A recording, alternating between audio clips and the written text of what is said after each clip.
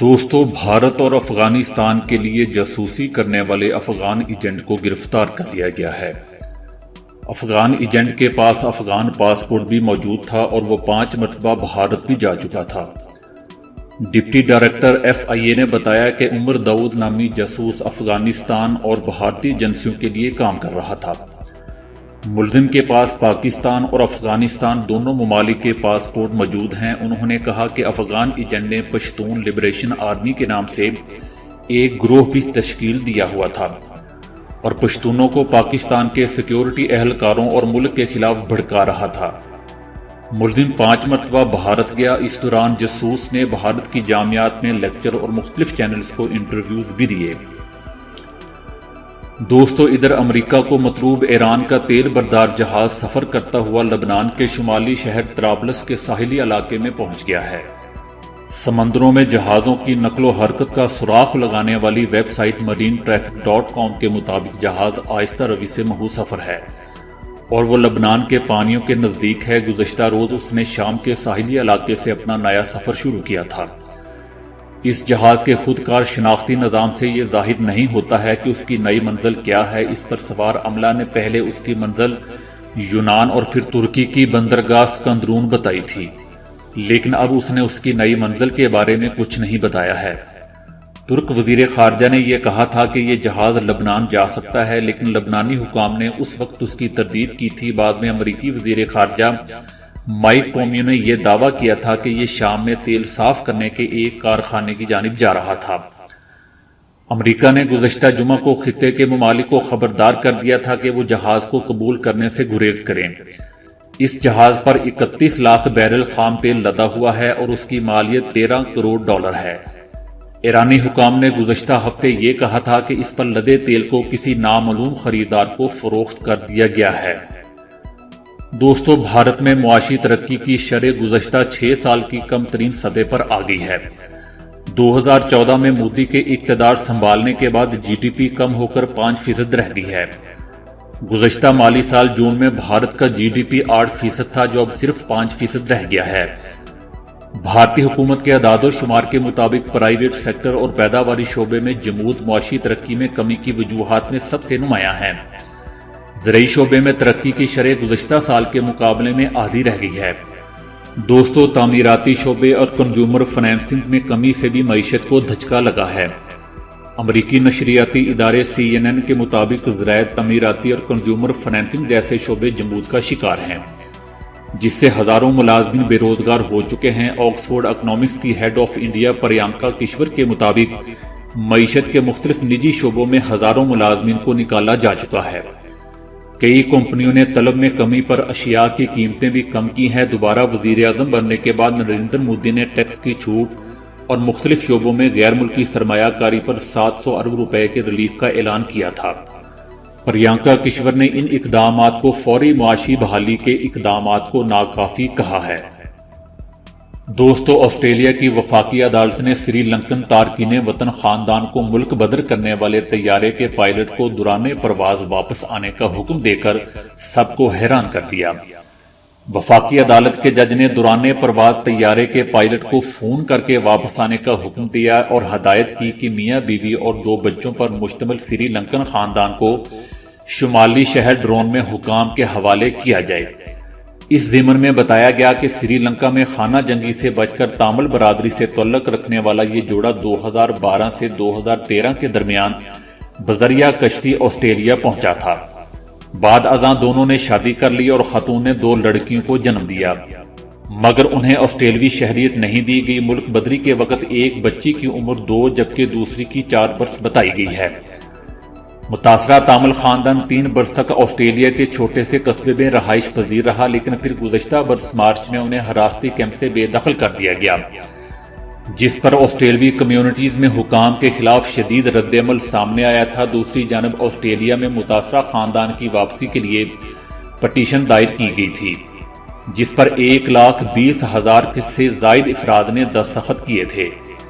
دوستو، متاثرہ خاندان کی بے دخلی کی خبر پھیلتے ہی تارکین وطن سے ہمدردی رکھنے والے ہزاروں مظاہرین میلبورن کے ایئرپورٹ پر پہنچ گئے۔ مقامی وقت کے مطابق متاثرہ خاندان کا طیارہ رات 12 بجے محو پرواز ہوا اور اس دوران وکلاء نے سری لنکن خاندان کی بے دخلی کے خلاف عدالتی حکم حاصل کرنے میں کامیاب ہو گئے۔ دوستو، مسافر بردار طیارہ ایئرپورٹ سے 3000 کلومیٹر دور محو پرواز تھا کہ اس دوران وفاقی جج نے طیارے کے پائلٹ کو فون کر کے طیارہ واپس ایئرپورٹ پر لینڈ کرنے کا حکم دے دیا۔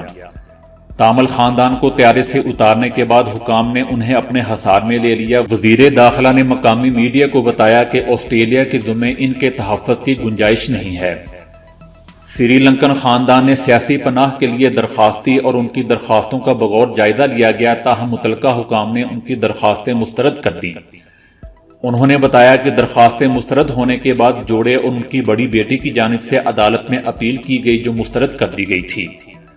علاوہ ازیں آسٹریلیا کے قانون سازوں اور عوام نے متاثرہ خاندان کے ساتھ برتاؤ میں شدید رد عمل کا اظہار کیا اور حکومت سے ہمدردی کا مظاہرہ کرنے کی درخواست کی۔ اس ضمن میں بتایا گیا کہ دوران پرواز بچیوں کو ان کی ماں سے جدا کر دیا گیا تھا۔ اپوزیشن قانون سازوں نے وزیر امیگریشن پر زور دیا کہ وہ اپنے اختیارات کے تحت متاثرہ خاندان کو آسٹریلیا میں رہائش اختیار کرنے کی اجازت دے۔ دوستو، بھارت کے سابق وزیر اعظم اور اقتصادی امور کے ماہر ڈاکٹر منموہن سنگھ نے کہا ہے کہ مودی حکومت نے ملکی معیشت کا بیڑا غرق کر دیا ہے۔ ماضی قریب میں تیزی سے ترقی کرتی ہوئی بھارتی معیشت نریندر مودی کی غلط پالیسیوں اور اقتصادی بد انتظامی کے باعث کساد وزاری کی بھینڈ چڑھ گئی ہے۔ ڈاکٹر منموہن سنگھ نے کہا کہ گزشتہ سماہی کے دوران ملک کی مجموعی قومی پیداوار کی شرح نمو 5% رہی۔ حکومت اس صورتحال سے نکلنے کے لیے انتقامی سیاست کی بجائے اقتصادی ماہرین اور دانشوروں کی مشاورت سے اقدامات کرے۔ ان کا کہنا تھا کہ اس وقت ملک میں روزگار کا بحران ہے۔ حکومت غلط پالیسیوں سے لاکھوں افراد بے روزگار ہو چکے ہیں۔ صرف آٹو موبائل سیکٹر سے 3.5 لاکھ افراد کو فارغ کر دیا گیا ہے۔ دوستو، ایران کے فضائی دفاع کے قومی دن کے موقع پر نوجوان ایرانی ماہرین کے تیار کردہ جدید ترین سمارٹ ڈرون طیارے کی رونمائی کی گئی۔ دوستو، خصوصی پروگرام ایران کی ایئر ڈیفنس فورس کے کمانڈر بریگیڈیئر علی رضا صباحی فرد نے مذکورہ ڈرون طیارے کی رونمائی کی۔ بریگیڈیئر جنرل صباحی فرد نے اس موقع پر کہا کہ یہ ڈرون طیارہ برق رفتاری کے ساتھ اہداف کی شناخت اور انہیں نشانہ بنانے کی توانائی یا صلاحیت رکھتا ہے اور مسلسل کئی گھنٹے تک کافی بلندی پر پرواز کر سکتا ہے۔ دوستو، ادھر بھارت کی جانب سے یورپی یونین کے ایجنڈے میں مسئلہ کشمیر کو شامل نہ کرنے کی بھارتی کوشش ناکام ہو گئی ہے اور پاکستان کی کوششوں سے یورپی یونین نے اس مسئلے کو اپنے ایجنڈے میں شامل کر لیا ہے۔ سلامتی کونسل کے بعد یہ دوسرا اہم فورم ہے جہاں یہ اہم مسئلہ زیر بحث آئے گا۔ شاہ محمود قریشی نے کہا کہ کشمیر کے مسئلے پر پوری قوم وزیر اعظم عمران خان کے ساتھ ہم آواز ہیں۔ ہماری کوشش ہے کہ مقبوضہ کشمیر سے جلد از جلد کرفیو ختم کرایا جائے۔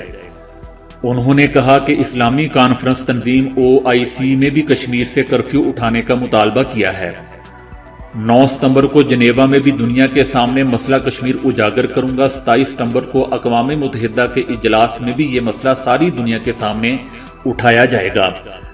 انہوں نے کہا کہ عالمی برادری اس معاملے پر ہمارا موقف سن رہی ہے اور ہمارا ساتھ بھی دے رہی ہے۔ اپوزیشن کو بھی چاہیے کہ وہ اس قومی مسئلے پر اپنا حصہ ضرور ڈالے اور یکجہتی کشمیر کے حوالے سے تقریبات میں بھرپور شرکت کرے۔ دوستو، بھارت میں ایک شخص کو تیز دھار چاقو لے کر پارلیمنٹ میں زبردستی داخل ہونے کی کوشش کرنے پر پولیس نے حراست میں لے لیا ہے۔ پارلیمنٹ کے مرکزی دروازے پر اس وقت افراتفری مچ گئی جب حساس ترین علاقے میں ایک چاقو بردار شخص نے پولیس کو چکما دیتے ہوئے پارلیمنٹ میں داخل ہونے کی ناکام کوشش کی۔ اہلکاروں نے چاقو بردار شخص کو مرکزی دروازے سے اندر داخل ہونے کے فوری بعد ہی پکڑ لیا اور تلاشی کے دوران چاقو بھی برآمد کر لیا گیا۔ دوستو، ملزم نے دوران تفتیش پولیس کو بتایا کہ اس کا نام ساگر انشا ہے اور وہ لکشمی نگر کا رہائشی ہے۔ ملزم نے سچا سودا کے پرچاری گرو رام رحیم سنگھ کے پیروکار ہونے کا بھی دعویٰ کیا ہے۔ دوستو، گرو رام رحیم سنگھ ایک لڑکی کے ساتھ زیادتی کے الزام پر اس وقت 20 سال کی قید سزا بھگت رہے ہیں اور خیال ظاہر کیا جا رہا ہے کہ ان کے عقیدت مند نے اپنے گرو کی رہائی کے لیے چاقو لے کر پارلیمنٹ جانے اور دباؤ ڈالنے کا منصوبہ تیار کیا تھا۔ دوستو، ادھر کشمیر میڈیا سروس کے مطابق سری نگر میں پاک فوج کی حمایت میں ریلی نکالی گئی۔ شرکا نے D G I S P R Asif Ghafoor کی تصاویر اٹھا کر مظاہرے کیے۔ D G I S P R major general Asif Ghafoor کی مقبولیت نے مقبوضہ کشمیر میں بھی پنجے گاڑ دیے ہیں۔ دوستوں، ان کے پوسٹرز شاہراہوں اور گلیوں میں مظاہرین نے لہرا دیے، جبکہ چند مظاہرین نے بینرز اٹھا کر نعرے بھی لگائے۔ کشمیر میڈیا رپورٹس کے مطابق پوسٹر میں D G I S P R کا کشمیریوں کے لیے آخری گولی اور آخری سپاہی تک لڑنے کا بیان تحریر کیا گیا تھا۔